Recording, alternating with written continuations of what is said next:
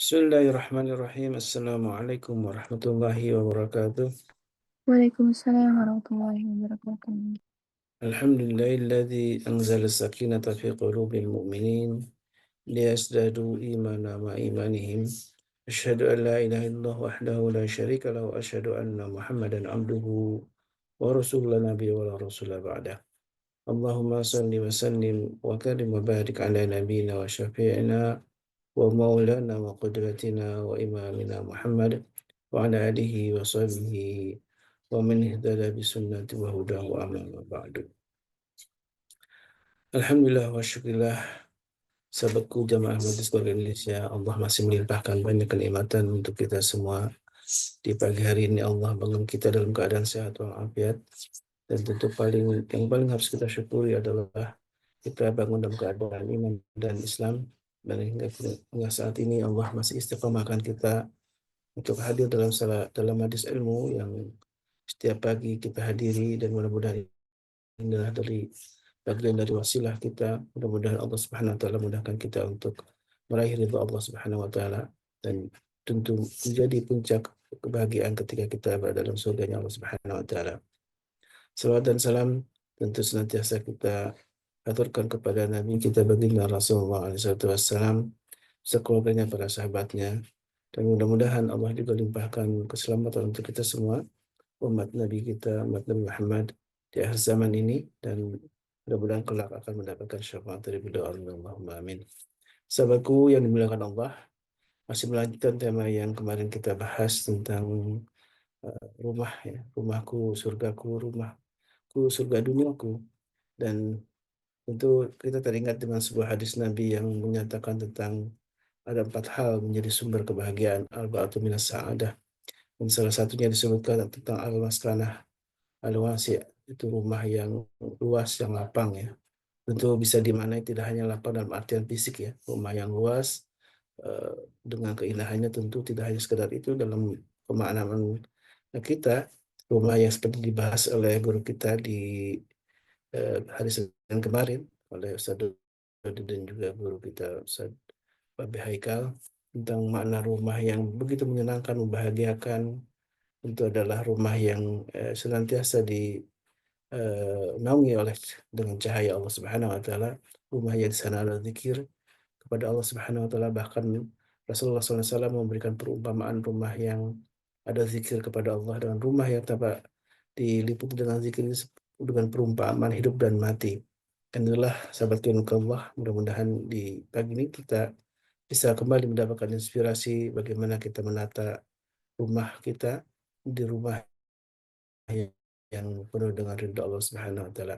Dan alhamdulillah guru kita juga sudah hadir bersama kita. Kita doakan mudah-mudahan Allah Subhanahu wa taala senantiasa mencurahkan keberkahan untuk guru kita, kesehatan untuk guru kita, dan juga untuk keistiqomahan dalam dakwahnya.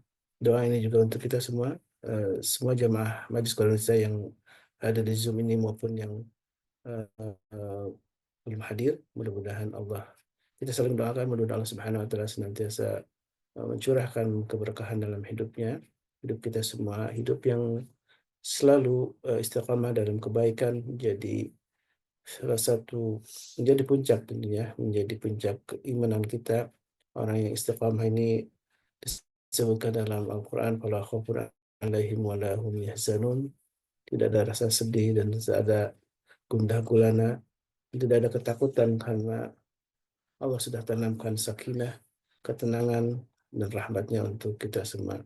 Mudah-mudahan kita lah termasuk orang-orang yang Allah pilih mendapatkan sakinah, tidak hanya dunia tentunya, tapi juga di akhirat kelak. Baik, jamaah yang Allah, mari kita siapkan diri kita untuk menerima nasihat dan hikmah dari guru kita, Ustaz Dadi Al-Jambari, sebagai pembuka, dan mudah-mudahan Babeh juga akan menyusul hadir bersamai kita dalam majlis ilmu di pagi hari ini. Tafadhal mashkur, Ustaz. طيب شكرا جزاكم الله خير متعال الله في كل حياتكم يا أستاذ خالد بكري. Amin, amin, Allahumma amin.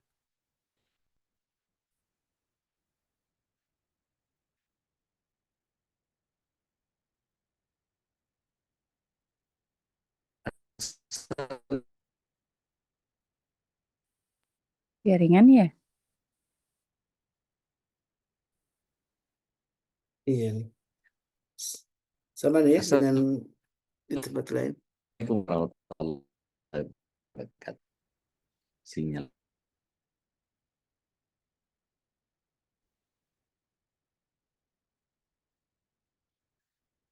Baik, sambil menunggu kembali eh, hadir guru kita Sadodi Al-Jemari. Masya Allah, Alhamdulillah sudah kembali masuk. Mudah-mudahan Allah mudahkan ya, jaringannya ini lumayan agak mengganggu. Mudah-mudahan Allah mudahkan, Allah eh, perbaiki semua jaringan yang ada di juga di jamaah ya. Hingga kita bisa lengkap menikmati sajian ilmu dari guru kita. Ya, apakah suara saya terdengar dengan baik? Alhamdulillah, baik Sat. Berarti saya yang kurang baik. Suaranya jelas dan Assalamualaikum ganteng, Ustaz. warahmatullahi wabarakatuh. Kenapa? Waalaikumsalam Warahmatullahi wabarakatuh. Suaranya jelas dan ganteng, Ustaz. Allahu Akbar. Laki iyalah ganteng. Kalau Suara perempuan kan ganteng. cantik. Alhamdulillah. Alhamdulillahilladzi ahyana ba'da ma amatana wa ilaihin nusyur. Alhamdulillah. Alhamdulillah ala kulli halin. Alhamdulillahilladzi binikmati tatimmus shalihat. Alhamdulillah ala nikmatillah. Alhamdulillah wa syukurillah. Alhamdulillah. Kullu alhamdulillah. Asyhadu an la ilaha illallah wahdahu la syarikalah. Wa asyhadu anna Muhammadan abduhu wa rasuluhu la nabi wa rasuluhu ba'da. Ya mufahim Daud fahimna wa ya muallim Sulaiman alimna. Allahumma alimna at-ta'wil wa faqihna fiddin. Insyaallah. Terima kasih saya. Bapak Ibu yang dirahmati Allah SWT, kebersyukuran lagi-lagi adalah sebuah keniscayaan untuk kita yang senantiasa terus dan terus dihadirkan oleh Allah SWT karunia sekecil apapun. Dan tentu sholawat serta salam menjadi bagian dari kesempurnaan kesyukuran kita kepada Allah. Kita haturkan kehadirat Rasulullah SAW, satu-satunya orang yang mengerjakan hajinya paling baik dan paling diterima, paling mabrur, tetapi tidak pernah dipanggil haji. Ada Haji Muhammad lain, bukan beliau.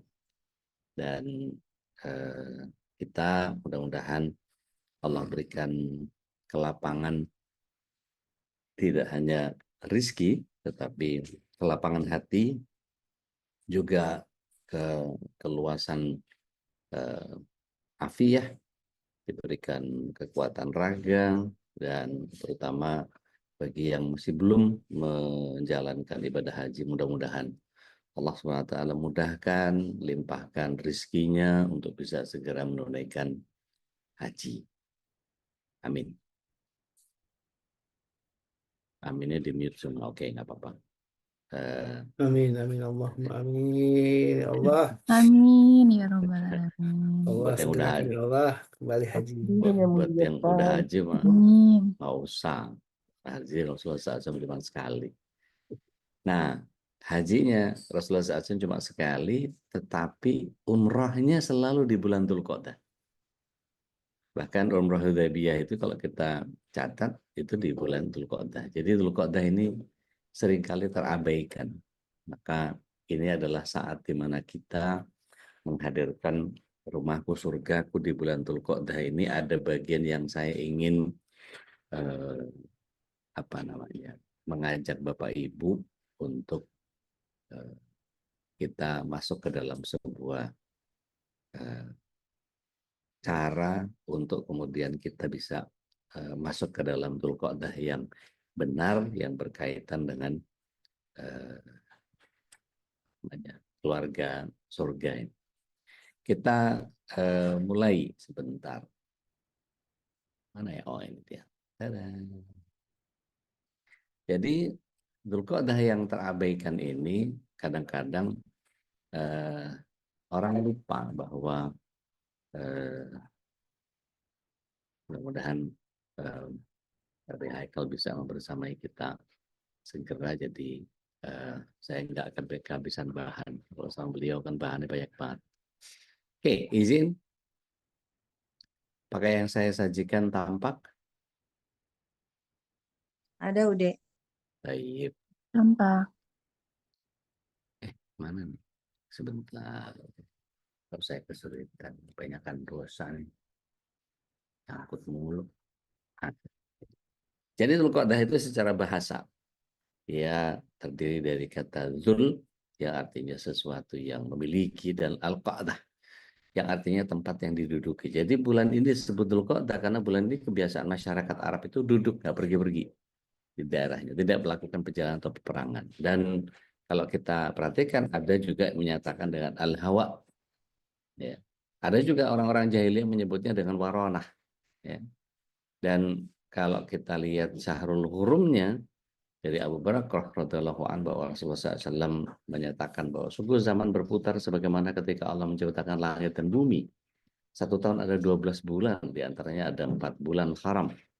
3 bulan berurutan tuh. Dzulqa'dah bulan ini, depan Dzulhijjah, orang menjalankan haji dan Muharram. Kemudian bulan Rajabnya suku Mudhar antara Jumadil Tsani dan Sya'ban. Mari kita lihat umrohnya Rasulullah SAW yang tadi saya bilang. Rasulullah SAW melakukan 4 kali umroh sebanyak 4 kali dan semuanya di bulan Dzulqa'dah. Kecuali umroh yang dilakukan bersama hajinya sekali-kalinya. Dan 4 umroh itu adalah salah satunya umroh dari Hudaybiyah di bulan Dzulqa'dah. Umroh tahun depannya juga di bulan Dzulqa'dah juga. Jadi Rasulullah SAW menjadikan Dzulqa'dah ini sebagai amal soleh. Nah, masyarakat Arab ketika itu kalau kita perhatikan mereka sangat menghormati bulan-bulan haram, baik di masa jahiliyah maupun di masa Islam. Termasuk diantaranya bulan Dzulqa'dah ini. Ada kesempatan untuk berdagang, memamerkan syair-syair gitu ya. Mereka bikin pasar-pasar tertentu, ada pasar ukas, ada pasar macam-macam tuh. Nah, mereka menggelar pertunjukan mulai dari pamer syair, pamer kehormatan, suku dan golongan, dan mereka sambil berdagang tuh di sekitar Mekah. Kemudian selanjutnya mereka melaksanakan haji, dan bulan ini menjadi bulan yang aman bagi semuanya. Satu sama lain tidak boleh saling mengganggu. Dan antara pasar dan syair itu kalau kita perhatikan gitu ya, ada beberapa pasar yang digelari pasar ukas, ada pasar yang ketika selesai pasar ukas dari tanggal 10 sampai tanggal 20 gitu, maka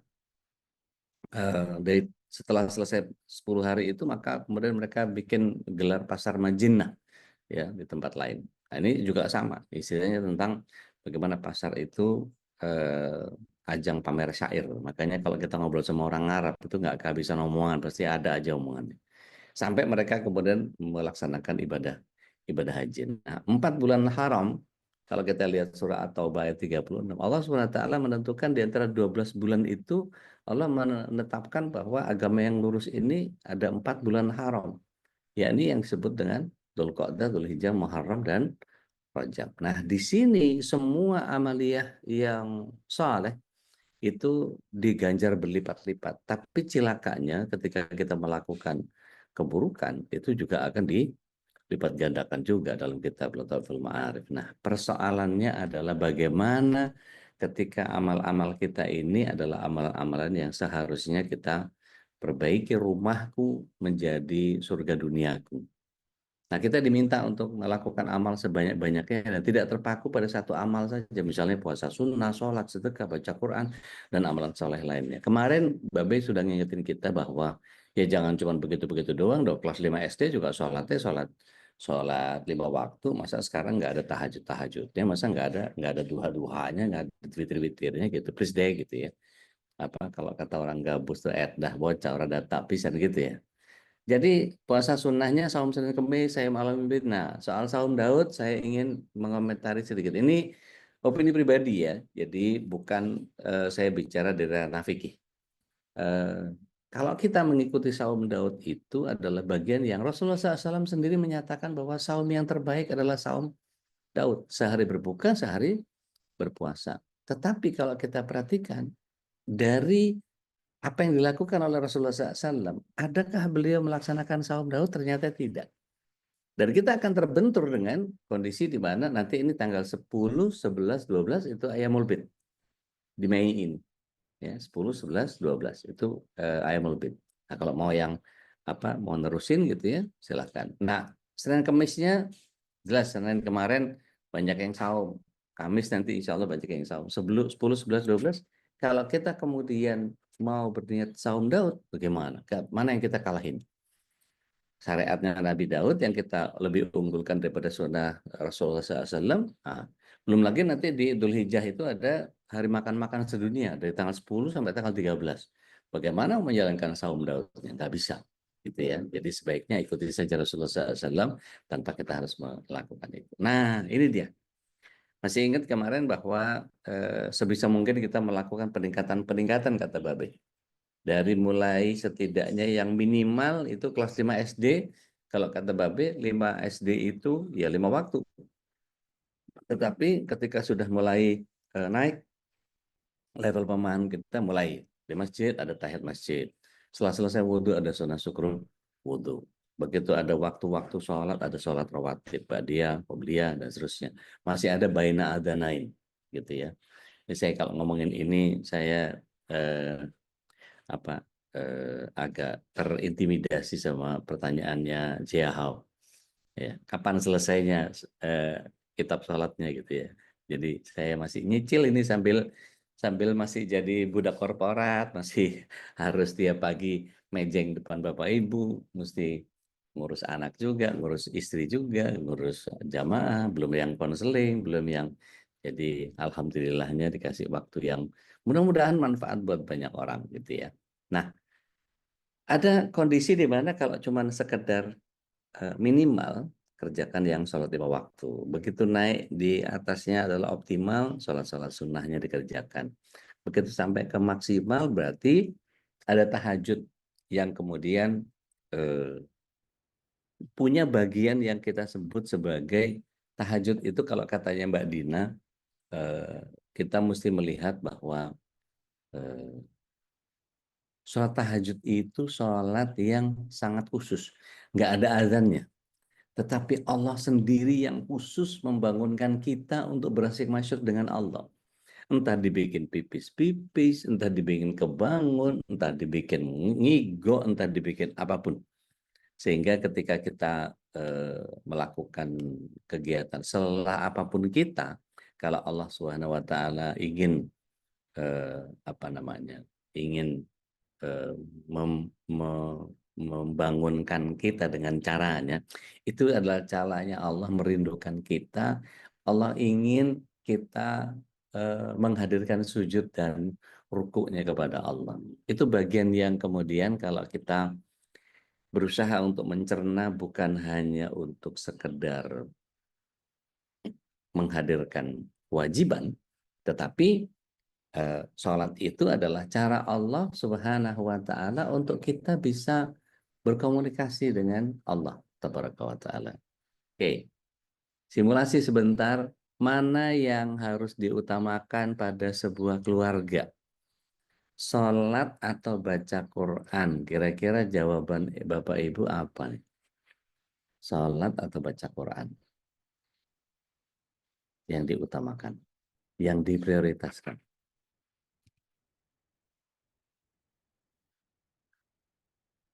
Bapak Ibu.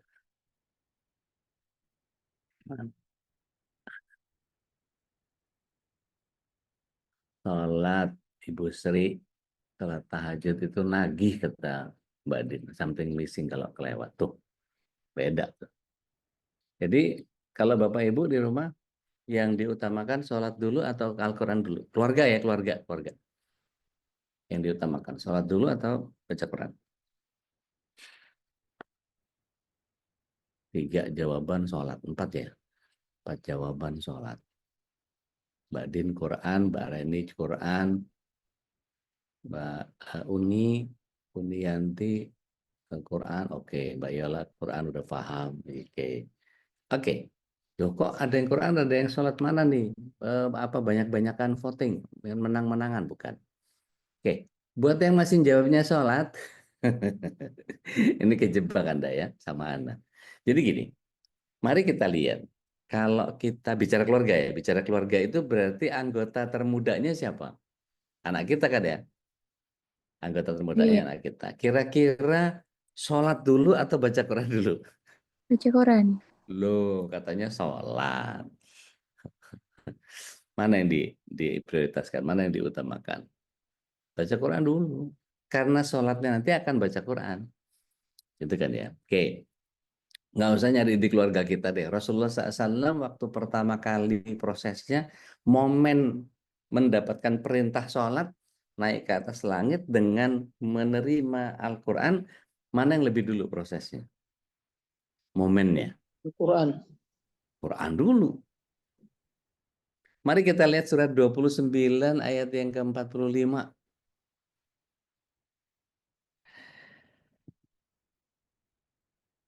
Yuk, ada yang udah ketemu? Silahkan. Yang tadi ngomong sholat itu, yang ngomong sholat siapa tadi tuh? Iya, Bude. Mbak Penny sebentar. Yang sholat tadi Uniyanti, Mbak Yuprin. Nah, itu yang saya sebut namanya itu kalau bisa baca tuh. Bu Sri Nurkaryanti itu baca tuh. Apa kata Allah Subhanahu wa taala? A'udzubillahi minasyaitonir rajim. Saya udah. Monggo, silakan. A'udzu billahi minasyaitonir rajim.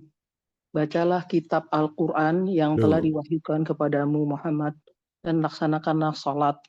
Sesungguhnya salat itu mencegah dari perbuatan keji dan mungkar. Dan ketahuilah, mengingat Allah, salat itu lebih besar keutamaannya dari ibadah yang lain. Allah Baik. mengetahui apa yang kamu kerjakan. Masya Allah. Syukran jazakallahu khair Pak Rani. Jadi Bapak Ibu yang dirahmati Allah SWT, bukan sholat dulu, Quran dulu. Ya, Quran dulu ya. Jadi utlu ma'uhiya ilaika minal kitab, kata Allah, wa aqimis shalah. Kalau kita pakai alat,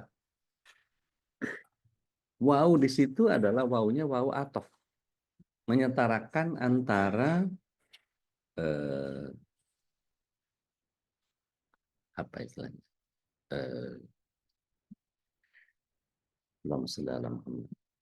Waw atof itu menyetarakan yang di depan dengan yang di belakang. Jadi kedudukannya sama. Jadi antara sholat dengan baca Quran itu sama. Tetapi yang dibunyikan dulu adalah Al-Qurannya. Utlu ma'uhiya ilaika minal kitab. Bacalah Al-Quran. Jadi buat yang memahami, mana yang diprioritaskan? Sholat dulu? Bukan. Al-Quran dulu ya. Kenapa Al-Quran dulu? Karena Al-Quran pegangan kita. Lah kan sholat penting Ustaz. Bahkan kalau kita mau ngadu dalil nih, ayo ngadu dalil gitu kan ya. Sholat itu adalah yang paling pertama dihisab oleh Allah SWT. Betul, itunya betul.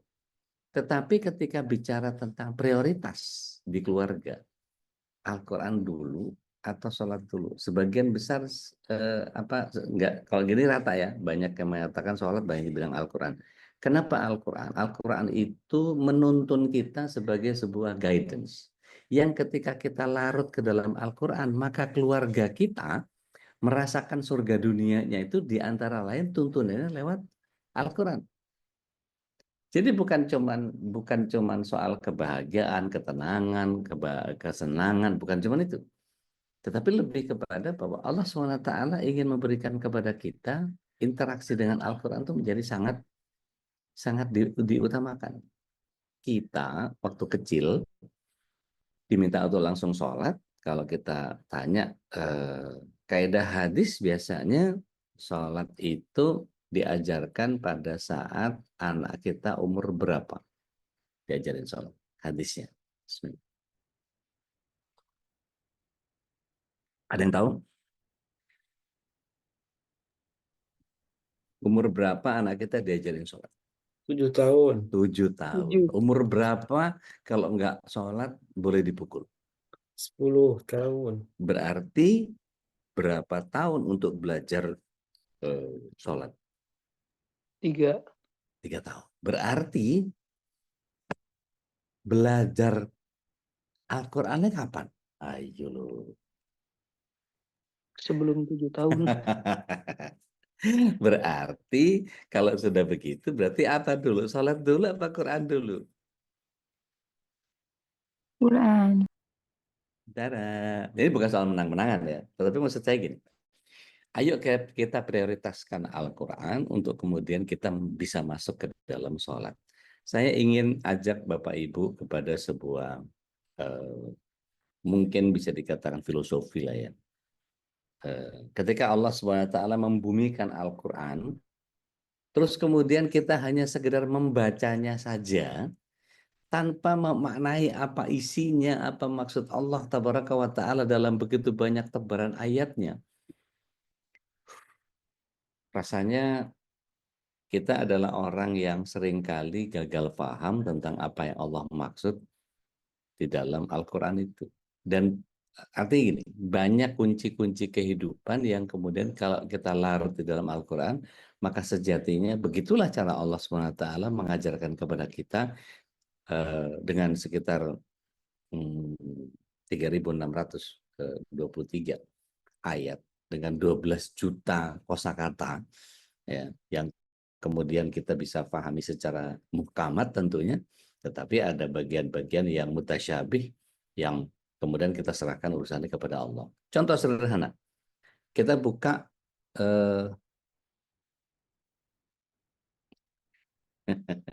Bu Ida Trias, Quran dulu setelah dibahas sudah. Pinter.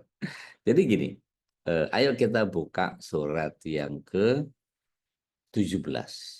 Ayatnya yang ke-3 apa yang ke-7 ya? Coba yang ke-7 dulu deh. Ya Bude. Mangga. Al-Isra ayat 7. Al-Isra. Nah. Auzubillahiminasyaitonirrajim. Jika kamu berbuat baik, berarti kamu berbuat baik untuk dirimu sendiri. Dan jika kamu berbuat jahat, maka kerugian kejahatan itu untuk dirimu sendiri.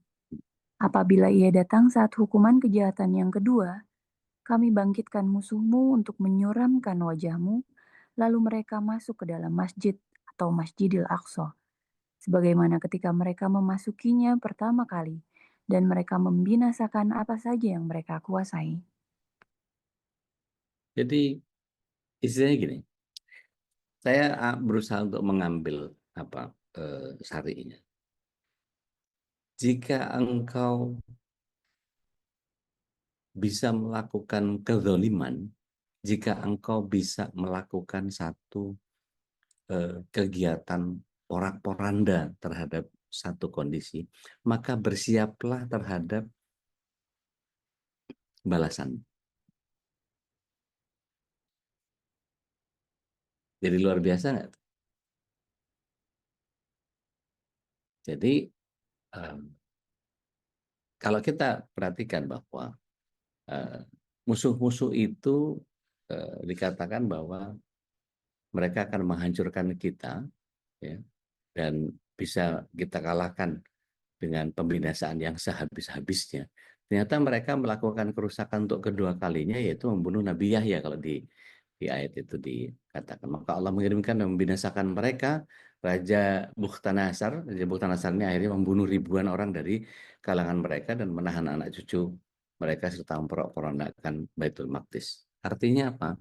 Jika engkau punya kekuatan untuk menyembuhkan diri, bersiaplah terhadap apa yang akan terjadi pada dirimu. Kalau Anda tidak mau berkutat dengan Al-Quran, Anda akan ditempa dengan penderitaan kebodohan kelak. Gitu ya. Mbak Yupri nanya, surat 29 ayat 45 tadi di akhirnya ada ayat yang mengatakan bahwa inna sholata tanha anil fahsya'i wal munkar wala dzikrullahi akbar. Dan sholat itu adalah zikir yang paling besar. Betul. Betul. Sholat adalah zikir yang paling besar dibanding ibadah-ibadah yang lain. Artinya gini, kita zikiran sama sholat, maka mana yang lebih besar ibadahnya? Sholat. Kenapa? Sholat yang kita kerjakan itu menandakan bahwa pertama kita mengagungkan Allah Tabaraka wa Ta'ala. Kita merendahkan diri di hadapan Allah dengan rukuk dan sujud kita. Kita meniadakan diri dengan berharap kepada apa yang datang dari Allah Tabaraka wa Ta'ala. Sholat itu adalah bagian yang kemudian mendatangkan kemaslahatan untuk tubuh kita. Saya lupa apakah saya pernah menyampaikan fadilah sholat yang dari sisi medis, gitu ya. Ketika kita takbir itu membentang volume oksigen maksimum, jadi VO max di paru-paru itu kebentang dengan sangat luar biasa. Kenapa Rasulullah SAW membentangkan seperti itu? Kemudian ketika kita ruku itu hamstring, ya, urat yang otot yang ada di belakang paha kita itu bisa stretching. Kemudian ketika kita sujud, itu Masya Allah, pahalanya kalau kita selesai sholat itu diantaranya asam glutamat, asam laktat, asam urat itu selesai Insya Allah. Gitu ya. Asal kita rajin sholat aja, apalagi dengan tahajud ya, dengan Tuhan, dengan macam-macam. Memang itu jadi bagian yang paling besar sholat itu. Tetapi saya kan tadi ngomong bukan mana yang paling besar, tapi mana yang harus diutamakan, mana harus didahulukan. Gitu ya Mbak Ibrin ya. Jadi bukan permasalahan mana yang lebih besar, bukan. Tetapi mana yang harus didahulukan. Jadi kalau kita di keluarga ya belajar ngaji dulu atau baca Al-Quran dulu, diapalin dulu, baru kemudian dibawa sholat. Gitu. Seperti itu ya Mbak Yuprin. Oke. Afwan. Mari kita lihat lanjutan daripada apa yang kita fahami tadi. Kalau Dzulqa'dah ini sholat sunnahnya hal-hal mawjud, ini kelihatan nggak? Kelihatan. Oke. Mari kita lihat dari Al-Quran. Al-Quran yang kita baca itu mohon izin. Biasanya ibu-ibu kalau Ramadan bawa Quran ke masjid, ngakunya pamitnya ke keluarga, ke suami, ke anak-anaknya mau kemana, ngapain? Mau ngaji. Tadarus, Biasanya Ustaz. Tadarus. tadarus. Apakah ada Tuan Guru Suparman Fajar di masjid itu? Nggak ada. Berarti bukan tadarus. Tadarus kan punya MKI. Nggak gitu juga. Apakah tadarus itu harus dilakukan pakai guru? Iya. Jadi kalau ibu-ibu datang ke masjid cuman sekedar tilawah, cuman ngaji, cuman membaca Al-Quran, gantian tasmi atau tahsin itu. Kalau dikoreksi bacaannya tahsin, kalau cuman mendengar teman-teman kita ngaji karena sudah selevel, maka cuman tasmi, tadarusnya di mana? Mari kita perhatikan. Surat yang ketiga, ayat yang ke-7, 9. Surat ketiga, ayat yang ke-79. Ya makanya lu ketiba kawan Leon. Onde. Siang kok membuka mic kok. Ya udah. Ayo teh, mangga teh. Ali Imran ayat 79. Nah, A'udzubillahiminasyaitonirrajim. Tidak mungkin bagi seseorang yang telah diberi kitab oleh Allah serta hikmah dan kenabian, kemudian dia berkata kepada manusia, "Jadilah kamu penyembahku, bukan penyembah Allah." Tetapi dia berkata, "Jadilah kamu pengabdi-pengabdi Allah, karena kamu mengajarkan kitab dan karena kamu mempelajarinya." iya. Frasa terakhir yang dibaca Teh Nadia tadi, saya akan bacakan dari mulai kunu robaniyin. Jadilah robaniyin. Ya, perhatikan. A'udzubillahi minasyaitonir rajim. Kunu robaniyin bima kuntum tu'allimunal kitab wa bima kuntum apa tuh terusannya? Wa bima kuntum Tadarusun. Tadarusun itu tadarus yang benar. Tadarus itu dari kata apa? Anta dirosa. Engkau pelajari. Tadarus berarti engkau mempelajari. Jadi kalau datang ke masjid cuma tilawah, cuma tasmi mendengarkan orang, itu bukan tadarus. Tadarus itu seperti hal yang dilakukan oleh Tuan Guru Suparman Fajar di tiap malam. Jadi bagaimana tadarus itu, Ustaz? Asal katanya dirosah. Tuan Guru sebagai mudarris. Tempatnya di Zoom adalah madrasah. Oke, sampai situ clear ya. Kemudian kegiatan yang namanya tadarus. engkau mempelajari atau saling memberikan pembelajaran. Karena tak itu ada makna saling. Kemudian, mari kita lihat Bapak Ibu yang dirahmati Allah SWT, calon penghuni surga semuanya. Tadarus itu Tuan Guru apakah hanya menyampaikan cuman terjemahan ayatnya doang? Enggak. Tidak. Beliau menyampaikan kalau ada asbab nuzulnya dihadirkan. Kalau ada hadisnya, asbab urutnya dihadirkan. Bagaimana ulama menyatakan tentang itu dihadirkan. Bagaimana penyikapan kita terhadap ayat itu dihadirkan. Sehingga tadarus itu mengambil pelajaran. Nah, Bapak Ibu yang dirahmati Allah SWT, balik lagi ke tadi. Babe kan pesannya kemarin gitu ya. Pesan Babe kemarin kalau kita berinteraksi sama Al-Quran itu gitu ya. Mana nih? Gitu dia. Ini kelihatan nggak? Oke. Kelihatan nggak? Tilawah, baca doang. Tahsin, memperbaiki bacaan. Gitu. Maka yang terbiasa baca transliterasi, tolong bertobat, hentikan kegiatannya, mulailah belajar bahasa Arab yang benar dengan bacaan makhraj yang tepat,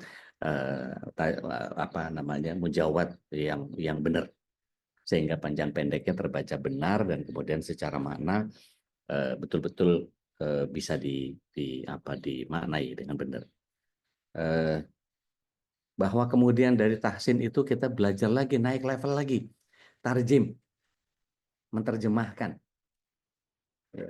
Kalau Bapak Ibu berkenan bareng saya di hari Jumat ya pagi, itu biasanya saya tidak hanya tarjim harfiah tetapi tafsir maknawi. Saya ambil dari beberapa tafsir yang ada, Al-Muyassar, Syekh Waba Zuhaili, kadang-kadang Syekh Soleh Al-Minsyawi, kadang-kadang Syekh Sulaiman Al-Askor dan seterusnya. Dari Ibnu Katsir, Jalalain tidak pernah saya tinggalkan. Itu yang kemudian membuat kita menjadi tahu maknanya, itu maksudnya ini, ini maksudnya itu, dan seterusnya. Sehingga kita paham betul Allah ingin mengatakan apa kepada kita. Apa akibatnya? Kita kalau paham Al-Quran, kita akan menjalankan keluarga itu penuh dengan ajaran-ajaran Al-Quran. Menyenangkan, bukan? Mari kita lihat pada penjelasan yang terakhir, tadabbur. Apa tadabbur ini? Tadabbur ini dari kata dabbara. Dabbara. Mohon maaf. Dabbara itu bagian belakangnya atau buntutnya. Jadi kalau kita bilang ada kubul, ada dubur. Dubur itu yang di belakang, kubul yang di depan. Gitu, dalam kaidah fikih. Maka dubur, dabbar itu sama, yang belakang. Maka tadabbur ini bicara tentang sesuatu yang diambil di belakangnya. Setelah kita baca, ada tuh apa yang kita ambil di belakangnya. Tadabbur. Nah, pada kondisi ini kemudian kita bukan dalam rangka ingin menjadi mufasir, tidak. Tetapi kita tahu secara makna bahwa yang dimaksud itu tuh begitu. Jadi seperti tadi, kenapa mesti dibacakan terjemahannya? Karena kita mau paham, bukan mau khatam. Kalau mau khatam, tadarus Quran dibacakan sama Tuan Guru, nanti dikoreksi sama beliau, baru kemudian dijabarkan isinya. Nah, itu tadabbur yang benar begitu. Dalam pengertian ya tadarus yang sebenarnya ya begitu. Nah, Bapak Ibu yang dirahmati Allah SWT, ayo di Dzulqa'dah ini supaya rumahnya jadi surga di dunia, Al-Quran jadi sahabat. Ya. Ada nggak di antara kita yang kemudian kalau nggak baca Al-Quran nggak apa-apa? Nggak panik, nggak ribet. Karena ada orang yang kemudian, mohon maaf, kalau kita kan belum sholat itu telat, wah itu paniknya minta ampun, kalapnya minta ampun. Astagfirullahaladzim, saya belum sholat nih, mana sajadah, mana mukena, mana sarung, mana kiblat, kemana kiblat. Duh, waktunya mepet banget. Akhirnya apa? Khusyuk nggak? Enggak. Tapi kalap itu. Tapi yang penting begitu selesai, Assalamualaikum, aduh alhamdulillah, nggak dicabut dalam keadaan belum sholat. Ada bagian yang di dalam relung hatinya bahwa sholat itu sesuatu yang tidak boleh ditinggal. In another level, Mbak Din tadi menyatakan tahajud itu kalau ketinggalan, aduh, kayak ada yang hilang, something missing. Al-Quran sudah begitu belum di kita? Artinya kalau kita hari ini belum baca Quran, sekalap itu nggak gitu? Astagfirullahaladzim, belum baca Quran nih hari ini. Mungkin kawan-kawan kita yang anggota One Day One Juice, ada nggak di sini ya? Ada beberapa kawan-kawan yang ikut One Day One Juice. Itu buat saya istimewa. Kenapa? Karena dia berusaha untuk ngejar khatam, setelah itu laporan, khatam, khalas. Udah khatam, khalas, khalas. Pertanyaannya adalah apakah dia paham apa yang dia sudah selesai khatam? Jawaban ini cuma kita bisa jawab. Buat orang-orang di grup kita ini kan banyak yang sudah berilmu ya. Akhirnya apa? Kajian-kajian yang seperti ini, yang basic-basic seperti ini menjadi tidak penting buat dia. Akhirnya apa? Dia nggak ngaji. Karena dia udah tahu, dia udah paham apa yang kemudian dari levelnya. Enggak Ustaz, sibuk Ustaz, mesti ngantar anak ini itu apa segala macam. Oke, fine. Itu bagian dari alasan yang masih bisa diterima lah. Tetapi ketika jika tidak mendengarkan rekaman kita, tidak mau belajar. Kan kalau kita di sekolah itu begitu kita nggak masuk, kita sakit atau kita alpa karena ada izin turnamen atau apa segala macam, begitu masuk pasti ngejar ketinggalan kan. Kemarin belajar apa? Kemarin ada tugas apa? Begitu kan mestinya. Tapi buat orang yang nggak penting ya kajian demi kajian lewat-lewat aja. Sehingga kadang-kadang apa yang dihadirkan oleh Al-Quran kadang-kadang lewat aja. Wong kita nggak punya sense of crisis kok ketika kita nggak baca Quran. Ada nggak orang yang kemudian nggak baca Quran nggak apa-apa, hidupnya lancar-lancar aja, semuanya everything goes well? Ada banyak. Dan nggak ngerasa bahwa, aduh, saya kayaknya belum ngaji nih, astagfirullahaladzim. Waktu Ramadan aja, masya Allah, kayak nggak kenal orang. Sadaqallahul-adzim. Ambil wudhu, baca lagi. Giliran Syawal kembali ke asal. Ini hambanya Ramadan apa hambanya Allah ya? Ya gitu deh. Jadi kalau kemudian di bulan Dzulqa'dah ini untuk menghadirkan sesuatu yang lebih, maka ayo para ayah, ibu-ibu tutup kuping dulu.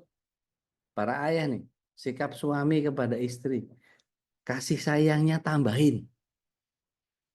Kalau ada cacatnya istri, ambil itu sebagai sebuah cara Allah untuk membuat kita tambah sabar. Kalau istri mulai jadi ahli sejarah, ngungkit-ngungkit apa segala macam, kata Rasulullah SAW, perempuan itu diciptakan dari tulang rusuk yang paling atas. Dari tulang pedang-pedangan, tarik ke belakang, lewat ketek, ke belakang, sampai ke spine, sampai ke tulang punggung. Itu berarti melengkung banget. Kalau dilurusin pasti patah, kalau nggak dilurusin, ya begitu sudah. Maka saya pernah sampaikan, cintai kekurangan pasanganmu sehingga dia akan menjadi penyempurna hidupmu. Maka saya sering katakan jadi mantra pribadi, dengan semua kekuranganmu engkau sempurna untukku. Karena memang setiap orang pasti punya kekurangan dan kelebihan. Bahkan kalau masih ada dokter Arini ketika itu, masih ingat betul tuh. Kalau memang ini jalan ke surga, saya ikhlas. Transfernya tambahin, hadiahnya tambahin, akhlak kita perbaikin. Maka sikap suami yang seperti ini, yang kemudian kalau di bulan Dzulqa'dah, ini momentum. Ini momentum. Maka perhatikan oleh kita, istri kita itu adalah disebut oleh Allah SWT sebagai makhluk yang agamanya setengah. Ada yang bilang akalnya kurang. Ya. Banyaklah kita udah paham bahwa sen kiri belok kanan gitu ya. Yang satu sen kanan belok kiri, itu biasa lah gitu ya. Artinya ya dimaklumin aja. Makanya orang jadi, waduh, hati-hati. Begitu ditilang, galakan dia. Begitu dimarahin, nyolotan dia gitu ya. Namanya aja ras terkuat di muka bumi gitu kan. Maka sebagai seorang suami, dia harus mampu mengendalikan kesabaran dan pemakluman terhadap apa yang datang. Nah, waktu menjabat tangannya wali itu, saya terima nikahnya, saya terima kawinnya, itu kan mestinya sudah ada di belakang itu. Saya terima bawelnya, saya terima malesnya, saya terima reseknya, saya terima recetnya, saya terima seluruh yang ada pada dirinya. Maka ketika Rasulullah SAW mengajarkan kepada kita dipegang ubun-ubun si istri itu, ya sebelum naik ranjang, Rasulullah SAW mengajarkan Allahumma inni a'udzubika min syarriha wa min syarri ma fiha wa min syarri ma jabaltaha alaih. Ya Allah, ya Allah, aku bermohon kepadamu, lindungkan aku dari keburukannya, dari keburukan yang ada padanya, dan keburukan tabiatnya. Biasanya diawali dengan Allahumma inni as'aluka khairaha wa khaira ma fiha wa khaira ma jabaltaha alaih. Ya Allah, aku memohon kepadamu kebaikannya, kebaikan yang ada padanya, dan kebaikan tabiatnya. Jadi ketika menikah itu kalau orang punya kapal, itu pakai champagne diikat botol terus dipecahin di badan lambungnya sebagai sebuah seremoni. Nah, kita nggak butuh itu. Kita butuh kepada bagaimana seorang suami bisa memberikan, kemarin Mbak Be bilang nggak cuman qawwam tapi ro'in, menjadi ro'is, menjadi kepala rumah tangga, bertanggung jawab. Jadi bahasanya kalau tadi saya terima nikahnya, saya terima dosa-dosanya, saya ambil tanggung jawab terhadap apa yang ada pada dia. Ini juga bagian yang wow, luar biasa. Nah gitu dong Ustadz, belain para istri. Tunggu dulu, yang buat para istri belum, yang ini sekarang. Sikap istri kepada suami, ini yang namanya Dzulqa'dah ini mulai apa? Mulai belajar bagaimana full service. Jangan biarkan, kalau bisa ya, kalau bisa excellent service itu menjadi kita menjadi mind reader. Dia biasanya jam segini butuh apa? Sediain sebelum diminta. Wah itu keren. Kebayang nggak Bapak Ibu kalau misalnya ada ada apa istilahnya hand towel begini ya, hand towel begini. Ini bukan mengusulapan ini ya, kosong bukan ya, bukan mau itu. Tapi kalau anduk basah ini anduk ini kita basahin, gitu ya, kita basahin. Terus kemudian kalau siang kita masukin ke kulkas, masuk ke chiller aja. Begitu suami pulang dalam keadaan panas, pulang duhur gitu ya, Abah Husairi misalnya, pulang duhur, Masya Allah panasnya luar biasa, gitu ya. Kayak mataharinya ada dua tuh. Begitu sampai rumah, datang ya, anduk basah, ditumpuk di atas kayak dibikin dadar gulung gitu ya, dan basah gitu ya, taruh taruh kasih nampan kecil atau saucer satu piring kecil gitu. Insya Allah buka kacamata ambil, itu berasa kayak duduk di pesawat itu bagian yang nggak ada supirnya tuh.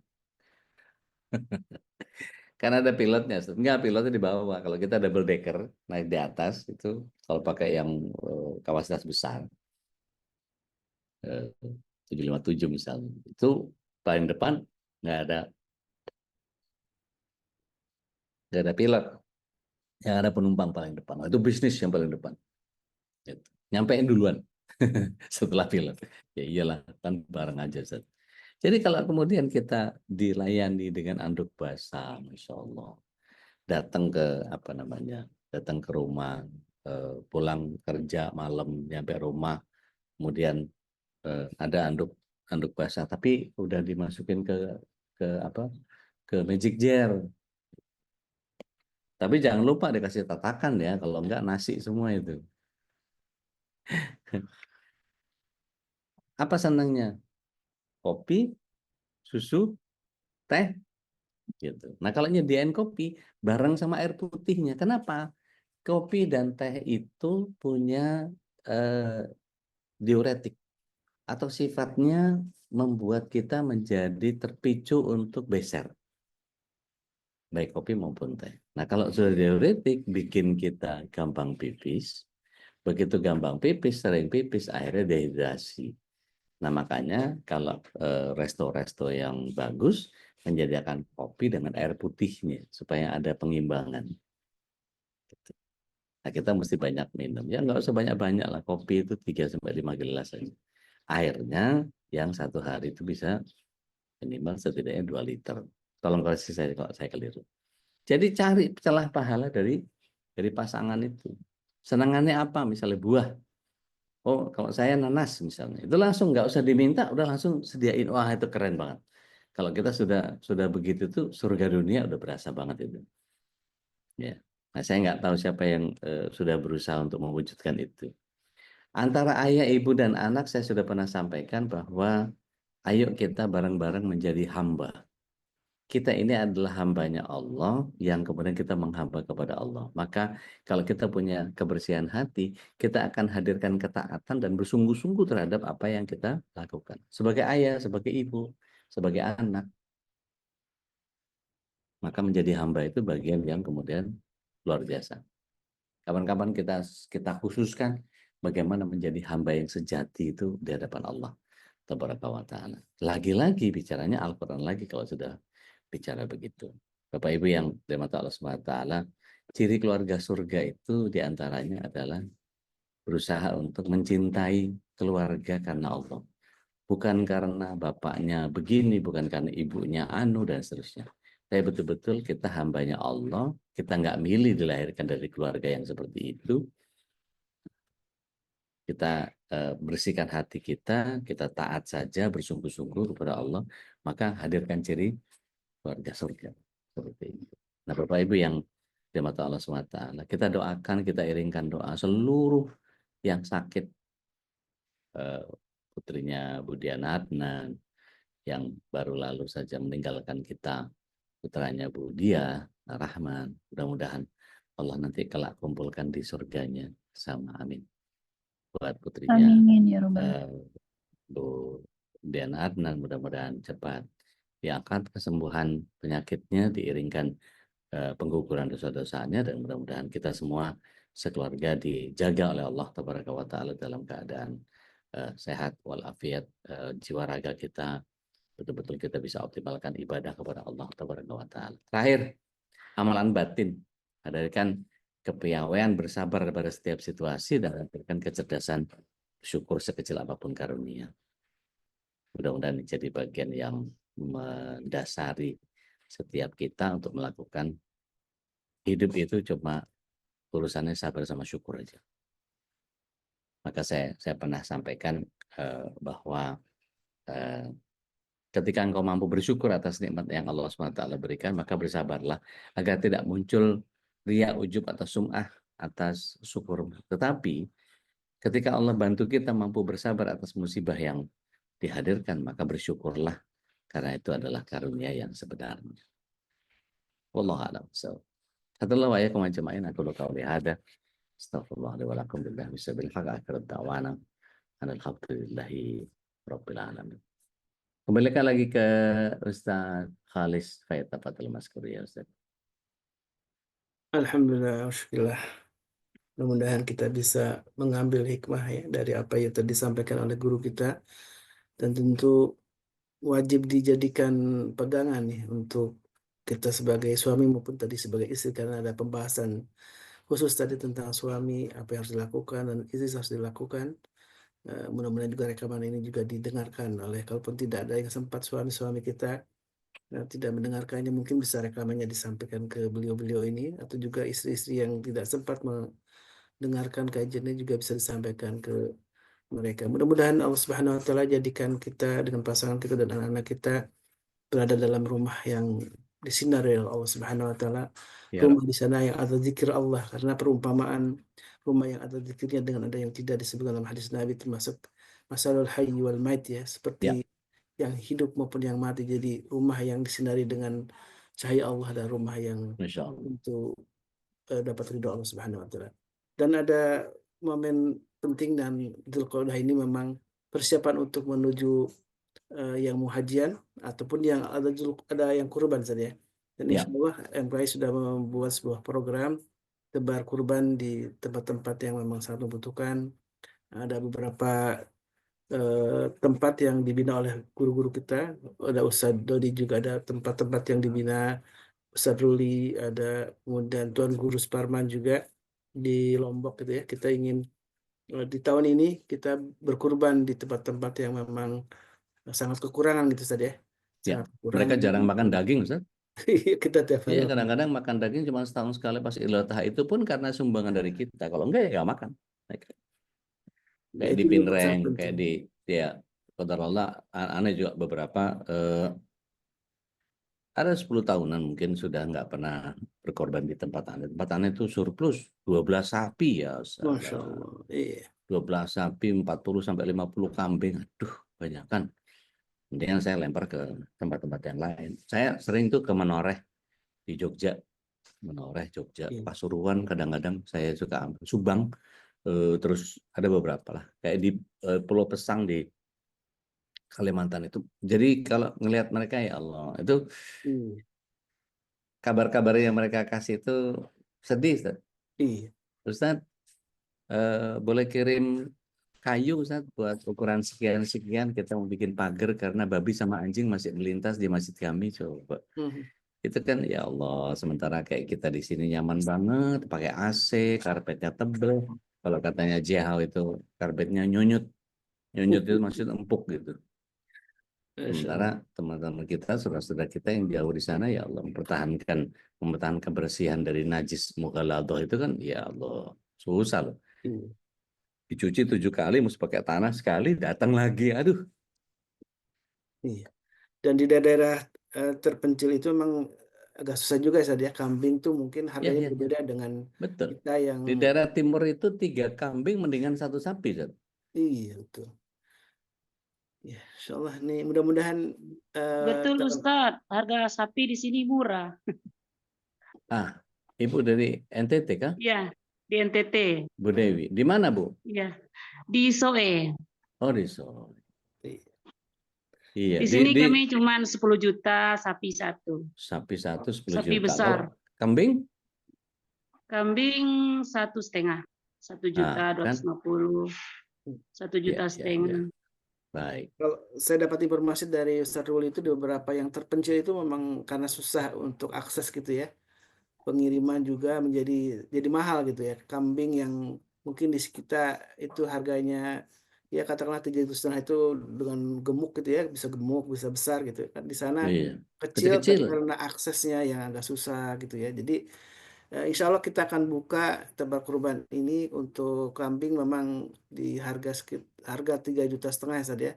Kambing atau domba itu tentu itu akan dengan termasuk pengurusan, pembagian dan tentu penyembelihan dan lain sebagainya gitu ya. Baik. Dan mungkin kalau jangan tanya berapa beratnya karena ini susah karena di daerah terpencil itu bisa jadi standarnya kayak di kita. Standarnya agak beda gitu. Kita adakan subsidi silang juga. Makanya kita udah dengan mudah dipatok aja 3,5 juta. Kalaupun mungkin ada lebihnya, mungkin ada kurangnya. Dan kita niatkan walaupun nanti misalkan ternyata dapat harga yang lebih murah, itu sisanya tetap akan dijadikan bagian untuk dakwah juga. Kita ratakan proporsional, Ustaz. Proporsional. Jadi nanti mudah-mudahan itu. Dan untuk daerah Tuan Guru katanya memang akan dibikin untuk sapi katanya ya. Saya udah ngobrol kemarin waktu ketemu di Rubet sambil ngubuli gitu dengan Tuan Guru dan Ustaz Selo. Insya Allah kalau di daerah Tuan Guru kan kita prioritaskan di sapi gitu kan ya. Jadi mudah-mudahan untuk sapi harganya di sekitar 25 juta ya, kalau 25 juta ya. Mudah-mudahan Allah mudahkan kita di bulan Zulqa'dah itu udah mulai niatkan aja di bulan Zulqa'dah, malah rezeki Allah mah kita minta ada sama Allah ya. Mudah-mudahan dimudahkan, ada hartanya kita sisihkan untuk saudara-saudara kita. Kalau tadi kata Ude di rumah kita mah udah kebanjiran sapi, udah kebanjiran domba, kambing ya udah Masya Allah ya. Apalagi yang tiap hari makan sate kambing mah Masya Allah udah terbiasa kali ya. Baik jemaah, subhanallah ya, Masya Allah, tabarakallah, mudah-mudahan Allah mudahkan kita semua untuk beramal soleh. Dzulqa'dah adalah bulan haram, maka banyakkan berperanjak amal soleh kita dan niatkan kita untuk kurban di tahun ini. Silakan jamaah yang ingin sharing atau bertanya tentang tema rumah ini, rumahku, surgaku, surga duniaku, Masya Allah. Silakan ada yang ingin disampaikan, Iya, tanyakan. kalau nggak nanya nggak apa-apa, sharing juga boleh. Teh Nadia mangga teh. Assalamualaikum warahmatullahi wabarakatuh. Waalaikumsalam warahmatullahi wabarakatuh. Sedikit pertanyaan yang singkat sih, Ude. Mangga. Kan ada satu malam di mana saya ngurusin anak-anak terus tidurnya jam 1 jam 2. Nah, saya kan pasang alarm jam 3 kurang tuh, Dek. Nah, itu pada saat itu saya tiba-tiba bangunnya subuh. Nah, ternyata dimatiin sama suami alarmnya. Saya nangis sama suami, kenapa dimatiin, kenapa nggak bangunin gitu. Saya salah nggak kayak gitu ke suami, Ude? Oke, Bismillah, salatu wassalamu ala Rasulillah. Kalau ada peraturan perusahaan tanpa ada sosialisasi, terus terjadi pelanggaran, langsung kena peringatan. Kira-kira nyebelin nggak? Nyebelin. Sosialisasi dulu. Udah, tapi udah bilang sih sebenarnya itu tiap malam kan jam segitu. Kalau nggak kedengeran tolong dibangunin. Malah dimatiin kayak gitu. Katanya sih kasihan kamu udah capek bilang gitu. Tunggu tuh, tayang gitu luar biasa itu kan, sayang banget suaminya itu. Tapi sampaikan lagi dan lagi dan lagi dan lagi, nggak usah bosen, nggak usah kesel, nggak usah mangkel, nggak usah kerual hatinya. Sampaikan saja bahwa konsep kebahagiaanku adalah ketika aku mampu menghadirkan ibadahku yang juga akan menjaga kestabilan keluarga kita lewat doa-doaku. Jadi mungkin saya agak nggak sependapat sama Babe gitu ya soal ini gitu. Apa itu soal kalau lakinya aja kayak gitu ya pantas saja bininya kayak gitu ya. Itu saya kurang sependapat karena ada banyak contoh yang kemudian kalau kita perhatikan pantas saja bininya Abu Lahab kayak begitu, lawan Abu Lahabnya kayak gitu, oke itu fine gitu ya. Tapi kalau kita lihat Nabi Lut begitu lah, kok bininya begitu? Itu. Nabi Lut begitulah, kok anaknya begitu? Ibunda Asia begitulah, lakinya begitu. Artinya kalau kemudian bagaimana seseorang itu punya dua dimensi dalam kehidupan dia. Dia adalah diri pribadi. Dia adalah diri yang tidak bisa pribadi. Dia adalah makhluk sosial yang dia terikat dalam status. Apa statusnya? Status keluarga. Berarti saya adalah istrinya suami. Saya adalah ibu anak-anak saya. Nah, apakah tidak boleh kemudian suami punya konsep kasih sayang yang kemudian jam 1 aja baru tidur, masa jam 3 udah bangun? Mau tidur berapa lama? Sementara mungkin tidur kita agak kurang. Maka dimaklumi saja bahwa itu adalah bagian yang bisa gini nggak Teh Nadia? Menerima itu bukan sebagai sesuatu yang harus kita marah kepada suami, tetapi yakini sebagai cara Allah untuk membuat anti yang Allah tahu lebih membutuhkan istirahat ketimbang ibadah itu sendiri. Karena tubuh kita juga punya hak. Bisa gitu kan? Iya, Ude. Masya Allah. Jadi, suami itu adalah perantara Allah untuk menjaga istirahat saya sehingga suami mematikan alarm itu sehingga saya tidak terbangun. Tetapi kita harus tahu bahwa orang yang mengerjakan sesuatu dengan istiqomah, ketika terhalang dia melakukan itu, maka apa catatan malaikat terhadapnya? Dia tetap melakukan itu. Contoh gini, kalau ada orang yang suka saum Senin Kemis, ayamul bid, Senin Kemis, Senin Kemis, Senin Kemis gitu ya. Maka pada saat Ramadan dia bisa nggak Senin Kemis ayamul bid lagi? Bisa. Iya. Bisa nggak? Sambil Ramadan, sambil saum Senin Kemis ayamul bid. Bisa nggak? Enggak. Nggak bisa. Tetapi apa yang terjadi? Catatan malaikat adalah bagi mereka yang istiqomah, bahkan dalam keadaan saum Ramadan yang wajib sekalipun, dia dicatat sebagai orang yang juga ditambah dengan pahala Senin dan Kamisnya dan Ayamul Bidnya. Kenapa kok bisa begitu? Karena dia istiqomah menjalankannya. Jadi salah satu fadilahnya orang istiqomah itu Masya Allah. Masya Allah. Gitu ya Teh. Jadi kalau suami belum berangkat, pegang tangannya, cium tangannya, peluk dia. Terima kasih Ayang Embeb. Udah matiin sehingga aku punya istirahat yang jauh lebih lama ketimbang sebelumnya. Allah pintar banget ya ngatur kelakuan keluarga kita ini. I love you, muah-muah gitu Teh. Sambil senyum-senyum Teteh ya. Yang lain mah enggak.